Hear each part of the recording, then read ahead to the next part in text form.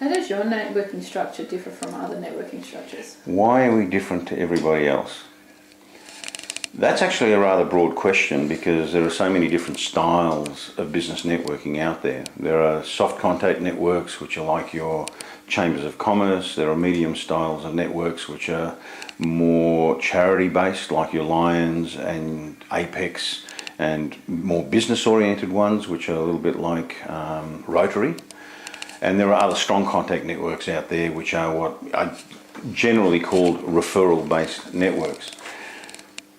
When we created Flow, we were looking at what is the one thing that's missing in all these networks. So it wasn't a matter of finding one network and picking the eye teeth out of it and changing something. It was about relearning, actually unlearning a lot of stuff and relearning and finding better ways to do things.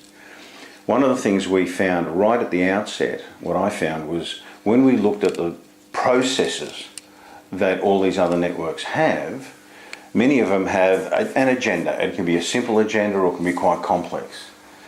But when you drill down to it, one of the challenges with those agendas was minimal member participation.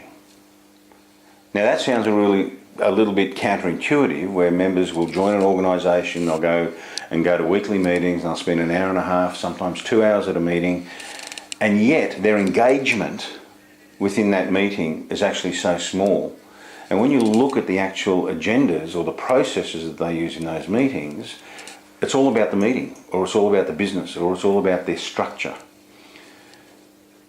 One of my passions has always been in the networking space, is ensuring that my members would get maximum value from the time they spend there. Because when you think about it, it's not just about a joining fee or a meeting cost. It is the time they invest on a regular basis to be with a group of people that can be hugely beneficial to their business. If there's insufficient member engagement, I'm failing them. The business is failing them. And I see that as a really, really big thing. It's just my value, about giving value to my own members and ensuring that there's a high level of member engagement. So if people actually find out a little bit more about what Flow does, they will discover very quickly where all these other organisations, it doesn't matter who they are, the member engagement is only around about 10, 15, 20% maybe. When you look at the Flow processes, it's about 90 to 95% member engagement, which means in a 2.5 hour meeting, members will get enormous amount of value. They'll get an opportunity to have their voices heard, and they'll be able to contribute and also get a lot of value from contribution from other members to the questions they ask.